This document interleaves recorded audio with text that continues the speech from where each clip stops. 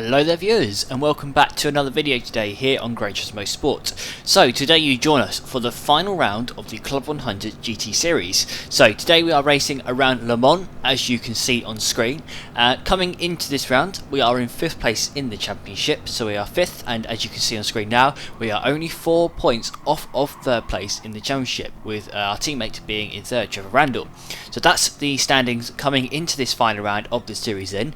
Now before I show you the round, before I show you the race, first of all I'm going to show you a few things beforehand. So first up, I'm just going to show you the quick highlights of a couple of practice races that we did before this race. Here we are then on the grid in what is quite a high quality field, to be honest. We've got the fastest guy in the lead, Nathan, in front of us, starting on pole position, and then we've got Trev, our teammate, starting just behind us in P5. So off we go then, off the line, and immediately going to the right of the Aston Martin, which I don't think is amazing at standing starts. So coming now down into the Dunlop curves then for the first time this race, just about have to lift off through that first corner just to stop ourselves from going into the back of anybody, as we accidentally cut up somebody then on the apex of the Dunlop chicane. So Le Mans, as you may be able to tell by the title and thumbnail of this video, it's got a reputation for penalties, let's say. It's rather an issue around this track. From what I can count around this circuit, there are 19 points on the track where you need to push the track limits as much as possible and obviously not get a penalty. So there are 19 occasions on each lap to get a penalty, where you've got to get as close to getting a penalty as possible. And so yeah, penalties are rather an issue around here. I've done a couple of league races around here before now, and the last time I raced around here there were 64 of us racing that evening around this track, and out of the 64 of us, 63 of us got a penalty, and the races were only 10 laps long. It was only a 10 lap race, and 63 out of the 64 of us got at least one penalty. So yeah, penalties are definitely an issue, as Jainio in front goes for the mother of all dive bombs on Nathan then into the 40 chicane. Now around Le Mans, slipstream is critical. Slipstream is a very, very big factor around this circuit. So down these straights here, down the Malton straight and the straight afterwards, if you're not in slipstream, you're going to lose a lot of time to people who are in it. So giving Nathan a bit of a bump draft here on the way down to the Michelin chicane. I don't want to go for the move yet, because if I go into the lead now I will just get swamped on the next straight. Basically they'll just come back past on the next straight. So we've just managed to get our way up into 2nd place, as I believe Jaino braked rather early for the Michelin chicane. Now we are on Nathan again, we are on his back bumper, and we are going to give him another bump draft on the way down to Mulsanne. But are we going to go for the move into the corner? It is an option, because you can then defend on the run down to Indianapolis. So we are going to the right of Nathan now, and we are indeed going to send it into Mulsanne. So hard on the brakes, and we have managed to make that move stick on Nathan. We need to give him space on exit as well. Jainio and Nathan are now side by side as they exit Mulsanne. So now going up to Indianapolis on this big long straight, are either of them going to be able to slipstream their way back past us, or are we going to be able to fend them off? So Jainio right now giving us a little bit of a bump draft. That's what I would do in his shoes, and then pull out after you go through this right hand kick here. So is he now going to pull off to one side as we keep over to the right to defend? No, he is not. He is going to stay right behind us as we come flying now down into this fast right hander, and hard on the brakes for Indianapolis. And so actually Jainio made a mistake, I think, either that or he got hit into Indianapolis there,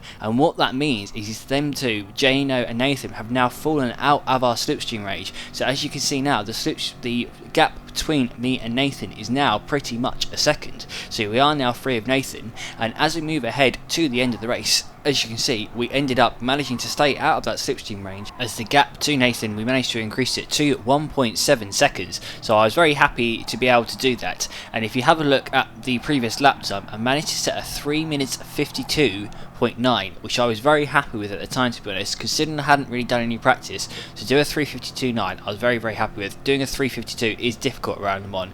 Now as we come into the 4 chicane at the end of the race, as you can see I've got nearly 2 seconds worth of penalties which I've accumulated over the last lap, and as we come up to the line we're going to slam on the brakes to serve that penalty before we cross the line.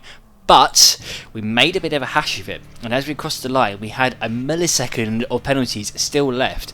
And with Gran Turismo, if you cross the line with any penalty whatsoever, it rounds up to the nearest second. So we actually had a second's worth of penalties supposedly as we crossed the line. So that's very annoying, and that's something we need to learn for the race proper, because we cannot afford to be crossing the line with any penalties whatsoever. That could cost us big time. A few days later I did another practice race, and as you can see we also managed to take the victory in this race.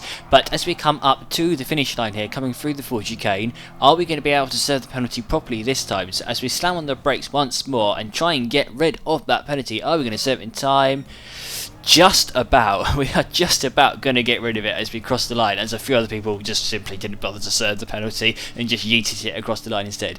But as you can see, managed to win both of our practice races, so I was really happy with that, and that gave me quite a lot of confidence going into the race proper. We also did get the fastest lap in both of those races. So as we move ahead then to the race proper, the grid for the race is a reverse grid of the round 5 results. So some of you may remember that, the Mazda race around Sardinia. So we are starting on the back row of the grid then in 13th place. We are alongside Nathan on this final row of the grid.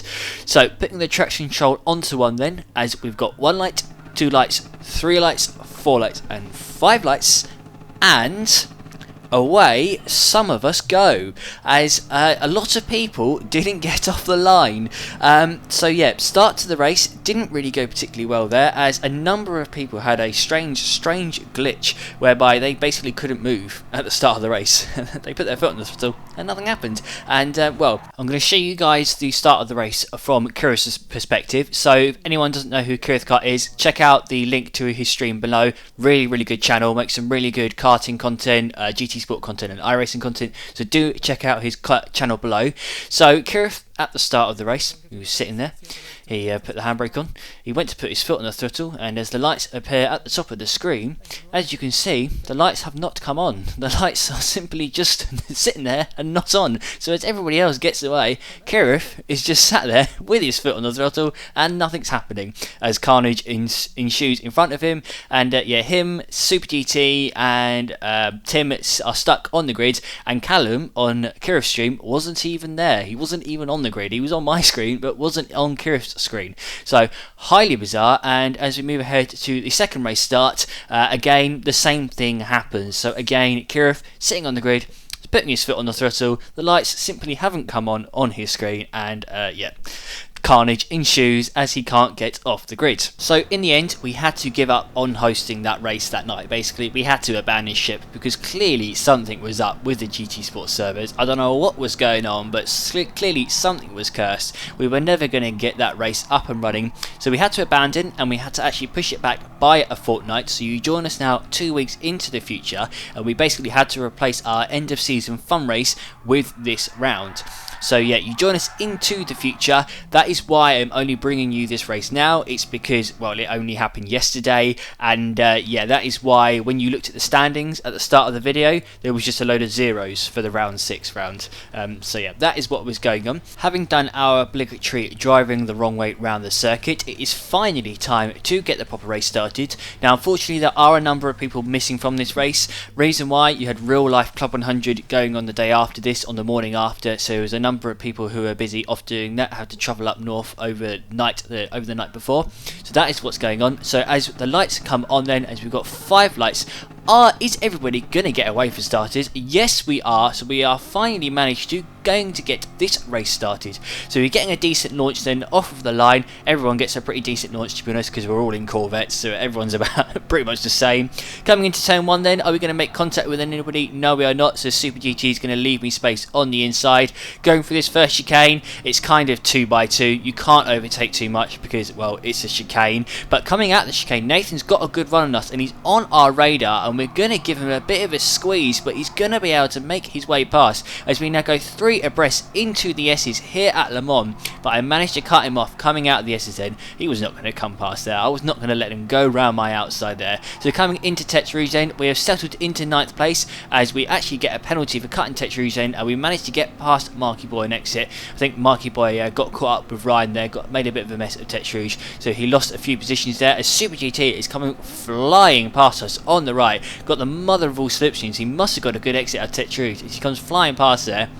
He's now in the slipstream of Ryan, and we are vulnerable as we were briefly not in anybody's slipstream now. And Nathan comes flying past in the Alfa Romeo 4C, which he's decided going for a bit of fun. He went flying past then on the way down to the Forza chicane, with a massive slipstream run. We are now having a right punch up on the exit of the chicane here. I think Marky Boy may have hit the wall coming out of the chicane then, and then pinballed me off into the wall myself. So that was all a bit of a mess. We've still got this penalty here, and I'm not going to lie, I forgot at this point in time about the whole rule of you can't overtake when you've got a penalty. I did forget about the rule, so we are going past our teammate here with a penalty, which we should not be doing, to be honest. We should not be overtaking without a penalty, and we are sending it up Nathan's inside into the Michelin chicane. So we've now overtaken 2 people whilst having a penalty, so that is a mistake of mine, and you'll see in about 30 seconds time it suddenly dawns on me that I've broken the rule, as I just remember what the rule is. This is what happens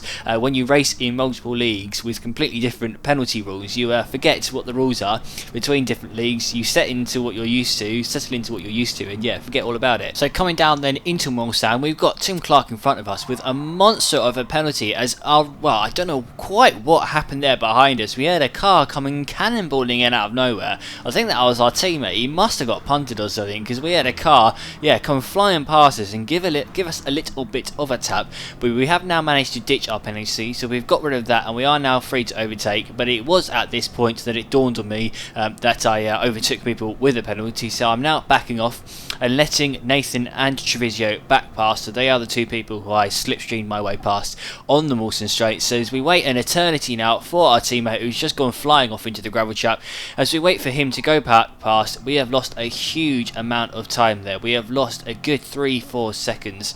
So that was really damaging basically to our race there, having to slow right down and let everybody back past. So that was highly annoying, but we are only on lap 1. We've got 26 minutes remaining, and we're only 8 seconds off the lead, so we should still be able to recover something here. This is not the end of our race. So we are behind our teammate now as we come into the Porsche Curves. Are we going to be able to go up his inside into the first part of the Porsche Curves, as Jack Cameron Drayton is off in the gravel trap making sandcastles? Not quite sure what happened there, but we weren't quite able to make our way past our teammate through the first part of the Porsche Curves then, so we have tucked in behind. Now coming into the Corvette Curves, this corner here, very tricky for track limits, very easy to get a penalty, and I was right on the borderline through the first part of the Corvette Curves, and like you can see there, I did unfortunately get a penalty. Trev moved over to the side then to try and let me back through, and then he realised that I had a penalty, so I can't come back through. So that was all a bit of a disaster. Now I can't get rid of the penalty as I tried saving it for the Ford chicane, so this is like a complete disaster. Going into Mulsanne, we were 4.5 seconds off the lead, and we're now 9 seconds off of the lead, all because of these farcical penalties, to be honest. So it's all incredibly annoying. We are still in the slipstream though of our teammate in front, so we are at least going to have a speed boost down the Mulsanne Straight. I think at this point Trev was wanting to let us pass, but well, we can't go past. We're not allowed, so we are stuck behind him right now. I'm going to fast forward now for the next couple of minutes as we basically work with Trev. We bump drafting along to try and get him into the slipstream range, so that we can both catch the pack up. So as you can see, I managed to serve my penalty going into the Forza chicane, and now finally as we approach Indianapolis, I pull over to the right and go for the move on Trev. He very kindly backs out of the move before we actually get to Indianapolis, so that enables me to take that section without losing any time. And as we exit Indianapolis and come into Arnage, we are oh so nearly within the slipstream range of Nathan, and as we manage to nail Arnage and exit the corner, we thankfully are within range. So that was, well, it was really good teamwork between me and Trev then. I was bump drafting him down the Mulsanne Straight, and then he very kindly moved out of the way as we went into Indianapolis. So I'm now within the slipstream range of Nathan and the slipstream range of quite a few cars, to be honest now, because there is a big slipstream train in front. So coming into the Porsche Curves then for the second time this race, as you can see, Nathan has got a penalty to serve, and he's a bit all over the place. Nathan for this race was just doing it for a bit of fun, to be honest. He was already champion, he'd won the championship in the race beforehand, so he decided to just pick the worst car possible for this track and just have a bit of fun, to be honest, at the back. So he's carrying a penalty, so he can't go past Tim. that we can overtake him. So Nathan is very much vulnerable as he is, well, trying to get rid of his penalty so that he can then overtake someone, and we have gone flying into the back of him into the 40k. I'm not quite sure what was going on there. I think Tim Clark might have braked really early because yeah, Nathan ended up going slamming into the back of him. Now are we going to go for a move on Nathan into the first chicane? He is kind of holding us up here, so it would be good if he could move out of the way as he's just mucking around at the back in the worst car possible. But no, he's going to stay in front of us into this first chicane and actually defend, and we're now going to pick up another penalty. As I was looking to get past Nathan and I ever so slightly cut the first corner. I didn't even know I'd done it, to be honest. But yeah, get a small penalty, and yet slamming on the brakes then for the S's. We lose half a second, more than half a second then by slowing down, and yet barely get rid of any of the penalty. We serve less than a tenth of the penalty, even though we lose, like I say, a good half a second and almost fall out of the slipstream range. So this is getting seriously infuriating right now. We're stuck behind Nathan, who's just doing this for a bit of a muck about, and we've now got penalty after penalty after penalty, stopping us from overtaking people.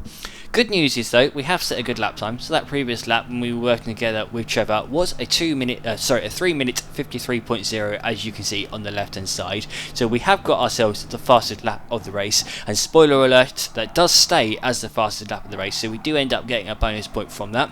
We've now got Martin serving a penalty in front. Everyone's got penalties, to be honest. It's Le Mans, yeah, everyone's just got a penalty. So no one's allowed to take nobody is allowed to overtake anybody else, shall I say, because everyone's got a penalty. So we're all stuck now in a train. Are we going to be able to ditch the penalty into the Michelin chicane? Are we going to be able to get rid of it, or are we going to be stuck with it for a lot longer? We are slamming on the brakes now, and yes, we have finally got rid of it. So we are now free to overtake, as Nathan is doing, well, he's got the same idea as me, basically trying to work off that penalty so he can then go for moves. So Nathan's in the 4C. The 4C is, like I say, the worst car possible for this track. It's got no straight line speed. It's just rubbish. So you are gaining on him now, even though he's in slipstream himself. And actually, both him and Martin have slammed on the brakes and almost brake checked us there, as they are trying to get rid of those penalties. So they have now kindly moved out of our way. We are fortunately in the slipstream range of Tim 2. So Tim is in the Jaguar. Not a great car in terms of straight line speed. So he's going to be very much vulnerable now on the way down to Indianapolis. So we are very much within his slipstream range. We are gaining on him at a heck of a rate of knots now, and are we going to be able to go past him on this straight? He is taking the race in line, but yes, I think he sees us just in time as we pull over to the right, and yeah, he lets us pass basically. I think he realised there was no defending that. Whichever way he went, I was just going to go the other way and come flying past. So coming down into Indianapolis now, if we nail this section of corners, we may be able to break away from that pack. So we are already 5.5 tenths ahead of Tim, having taken Indianapolis quite well.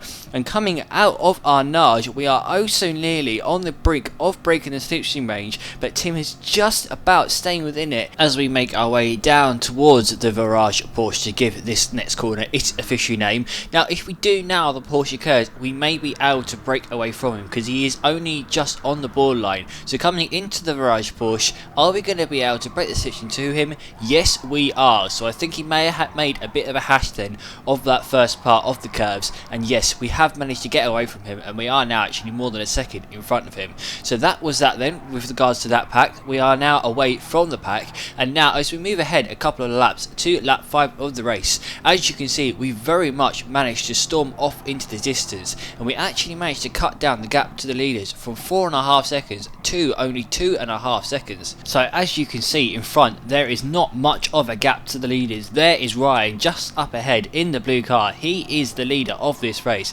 So we have, not meaning to blow my own jumper here, but we have done a really good job in my opinion of catching up the lead pack, considering we were 9 seconds behind them at the end of lap 1, as Callum Broad in front is having a bit of an off as he runs wide coming out of the S's and makes a complete hash of Tetrouge, and we have managed to get past him into P4, but also simultaneously get a 1 second penalty. So he's ever so slightly cut Tetrouge then by the slightest of amounts, as we were basically trying to avoid Callum. We could see Callum off, so yeah, we tried to keep over to the right to give him space, and we get the a huge 1 second penalty for gaining, what, less than a tenth of a second. So that is infuriating. But coming now down into the 40 chicane, we slam on the brakes and get rid of some of that penalty, and we actually ended up brake checking Callum going into that chicane, and Callum also nearly had a crash as he had to dart to the right, and nearly lost control of his car as he had to avoid us as we slammed on our brakes. So all getting quite busy right now. Now, as we head down to the Michelin chicane then on lap 5 of the race, have a look at the penalty serving. So coming in to this Michelin chicane, I decided to brake early, try and scrub off some more of the penalty, but well, the penalty didn't serve itself at all. Like, none of the penalty got served at all. Even though I braked about 20-30 metres early, the penalty didn't serve at all. And then coming out of the chicane, because we braked so early and we were out of sync, I ended up making a complete hash of it basically, and running wide coming out of the chicane, and picked up another half a second worth of penalty. So not only did we not serve any of the penalty into the chicane, but we then picked up half a second on exit. So we are absolutely fuming right now with this just really annoying penalty system. Please, Polyphony, fix this stupid penalty system for Gran Turismo 7. Please, for the love of God, bring in the iRacing system of having warnings and then like a disqualification or drive-through penalties sort of thing. Not this, what is in my opinion completely stupid penalty serving or penalty system where you get ridiculous half second and 1 second penalties for gaining no advantage whatsoever. But anyway, rant over. On the way down to Indianapolis, Callum cannot pass us, even though he's right behind us. He can't go past because he's got a penalty, so we are safe from being overtaken from him, and he is instead just giving us some nice bump drafts. Now, we're trying to get back into the slipstream of Kirith here after losing a considerable amount of time when we were trying to serve our penalty into the Michelin chicane. So going through Arnage now, coming out of there, are we going to be within his slipstream range? No, we are not, but we are catching this lead back up, so we're still only 2.5 seconds behind, not even 2.5 seconds, so I am very happy with that. Now, if you look at the lap times on the right, over the last 3 laps, I did some, what is in my opinion, some really solid laps. Didn't get a penalty on either lap 3 or lap 4, and did, we've done 3 low 3-minute 53s. So I was very happy with that indeed. That is what enabled us to catch the pack up. And going through the Porsche curves now, we are almost into the slipstream range of Kirith. I do think I am quite strong around here. This is somewhere where I tend to excel and tend to gain quite a lot of time on people. And coming through the Corvette curves now, we are now back within the slipstream range. So we're back into that golden range zone, into the slipstream of Kirith, and then coming into the 4 chicane here. This is somewhere I find I can gain a lot of time on people as we massively catch up on Kirith into the first part, and then catch up to him even more through the second part, and we literally are on his back bumper now as we come across the start finish line with 10 minutes remaining of the race. So we could still very much win this race. We've got 10 minutes to gain what, a 1.5 second gap, so we are within range, but obviously we cannot overtake Kirith because we do still have that penalty. Now, I am quite interested to see what you guys think of this. So a few corners later, as we were coming into the Michelin chicane, Kirith made a bit of a hash off the chicane and ended up exiting stage right as we come out of the chicane, and ended up leaving the circuit, and so I then took that opportunity to overtake him. Now, the rules, or the version of the rules that I've been sent anyway, state that exceptions to this rule, so that's the rule about overtaking when you've got a penalty, exceptions to this rule are if the driver ahead goes off the track or enters the pit lane. Now, in my opinion, Kirith went off the track then, and I then overtook him. I think it was legal. I'd be interested to get your guys' thought on that as to whether I should have gone past or not, or whether I should have, well, slowed right down, slammed the brakes on and let Kirith stay ahead. I think I was in the right there, but yeah, please do fire away your opinions in the comments below. So as we come ahead then to the end of this lap, to the end of lap 6, I unfortunately made a critical mistake coming through this 4 chicane, so I took a little bit too much of the sausage curb there through the final corner, and that fired me off the track and into the gravel trap, losing me a critical about 3-4 tenths of a second. So that was very annoying. That just an ever so slight mistake, got a little bit too greedy with the sausage curb, and yeah, clipped the gravel trap, which did end up being costly. Because, well, as we move ahead to the end of this lap, coming into the 4th chicane, we've got Steve and Ryan just up ahead, and look at the gap on the left hand side. We managed to get the gap briefly down to 1.1 seconds. Now, if it wasn't for that mistake on the this time last lap, we could have nearly been within the slipstream range. We may have actually been within it without that mistake. So very frustrating that we did make that mistake. We aren't quite within the slipstream range, and as we move ahead then to the end of the race. We weren't quite able to get within that range then, as Steve and Ryan did a really good bit of teamwork, actually bump drafting each other along. Couldn't quite get into their slipstream, so unfortunately we were just behind them as we come through the 4 chicane then at the end of the race, and we come up to the start finish line. Remember, still got this penalty, so we're going to slam on the brakes now and just get rid of that penalty. Make sure we don't have one as we cross the line. If you do cross the line with a penalty in this league, you get a 30-second penalty, so yeah, do not want that. But yeah, coming across the line then in P3 at what is, in my opinion, one of my strongest circuits on the game. So decent result. I feel like I could have won that. I showed the pace, but yeah, unfortunately penalties, as is always the case at Le Mans, were a very big factor and kind of did stop us from winning the race there. So guys, I hope you enjoyed watching that video. Championship standings at this point in time have not been posted, so the final standings haven't been posted, so I don't know where I finished in the championship. I think I finished in 4th by my own calculations, with Steve just pipping me to 3rd in the championship with that win there. Had he finished 2nd in this race, I think I would have got 3rd in the championship. But yeah, we'll have to see when these standings get unveiled. We'll have to see where we end up. But yeah, I hope you enjoyed watching that video, guys. Next video is back to Medway Racing League, so we're going to be having the next round from that at Interlagos, so I hope you guys are looking forward to those videos. I will also soon start putting up some karting videos, some real life karting videos, so you may have seen recently that I've been putting some short videos up, some short karting videos, and yeah, I will at some point make some full proper length karting videos, so I hope you guys are looking forward to those, and thank you as well for the 100 subscribers. That is our first milestone, so hopefully that is the first of many milestones. So massive thank you to everybody who has subscribed over the last couple of weeks since I launched this channel. So yeah, like, subscribe, do all that good stuff, and I will see you all next time. So goodbye.